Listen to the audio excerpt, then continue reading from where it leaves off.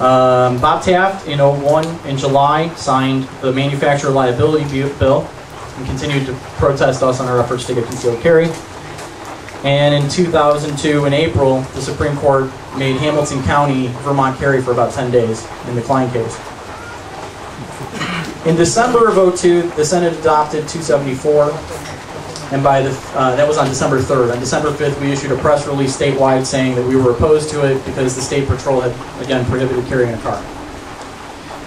That December, we received a phone call saying, is OFCC going to be on board with this bill? And we said, absolutely not, and that killed it.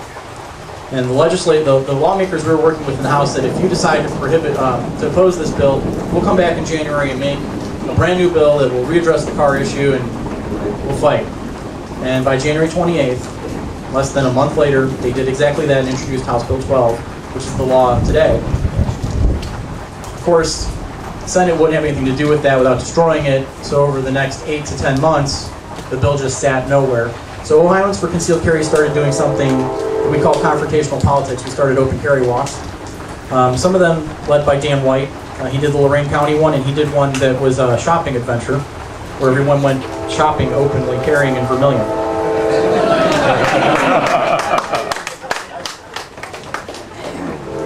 By January of 2004, Bob Taft signed House Bill 12 into law, and by April of 2004, licenses began to be distributed. I got mine the first day it was available. Every single one of us involved in OFCC thought that that was going to be the point where we all got to go back to our lives. And it was absolutely not true. Here we are,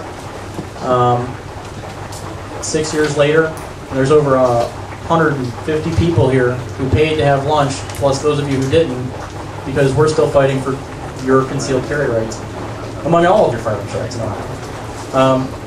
September of 2004, the National Rifle Association awarded us the J.M. Littlefield Memorial NRA ILA Volunteer Organization of the Year Award, and that's when we began to get more involved in things such as the fight against the city of Clyde, which went to the Supreme Court, and some of the legislation. I mentioned some of these already: 562, House Bill 12, House Bill 9, which prohibits the news media from getting your names in bulk, the Castle Doctrine Law, and House Bill 347, which removed open carry in a vehicle. Back when we started this, it was just a bunch of emails. Today, when we introduce a bill or we go to a hearing, if we send an email out, 30 people have shown up at hearings wearing blue shirts. And that sends a message to the people in the committee. It means that people in Ohio want it. They know that for every person that showed up, there's 10 to 20 more people who couldn't make it, either because they didn't want to drive that far or they had to go to work that day.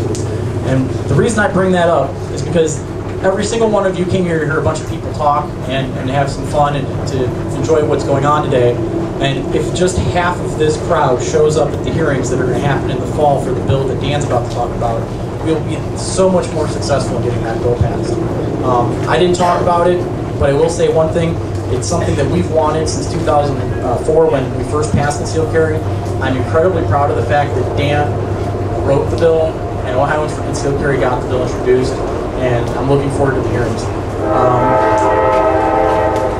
I am going to give the mic back to Dan because I've probably gone over my time twice, and I will be back, I think, later to do the drawing.